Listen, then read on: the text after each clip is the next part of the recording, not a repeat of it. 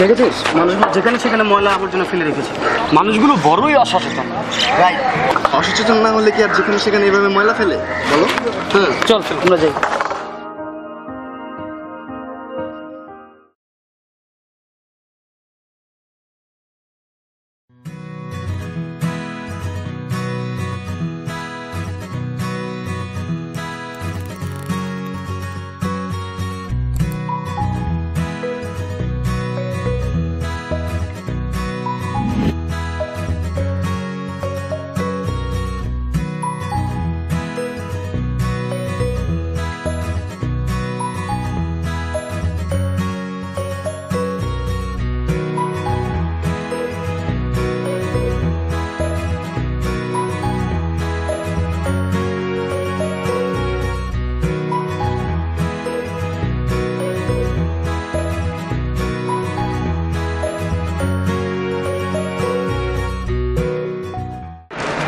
তুই এটা কি করলি?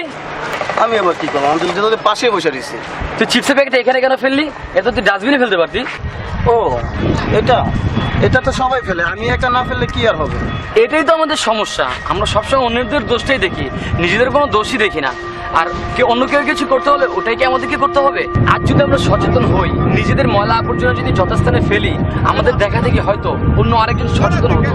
তাহলে আমাদের নগরী এভাবে অপরিষ্কার আর অপরিচ্ছন্নতা হতো না।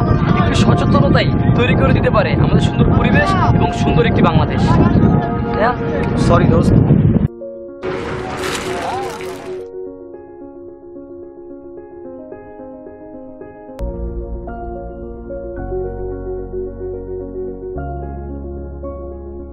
আসলে আমরা যথেষ্ট সচেতন, কিন্তু একজন সচেতন ব্যক্তির যে দায়িত্ব থাকে তা আমাদের নেই। আমরা যদি সত্যিকারের বাংলাদেশ গড়তে চাই, তাহলে আমাদের সবাইকে সচেতনতার পাশাপাশি দায়িত্বশীল হতে হবে। আসুন আমরা সবাই মিলে সঠিক স্থানে ময়লা ফেলে গড়ে তুলি একটি সুন্দর, পরিষ্কার, পরিচ্ছন্ন বাংলাদেশ।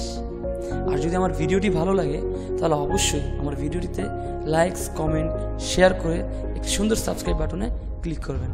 ধন্যবাদ।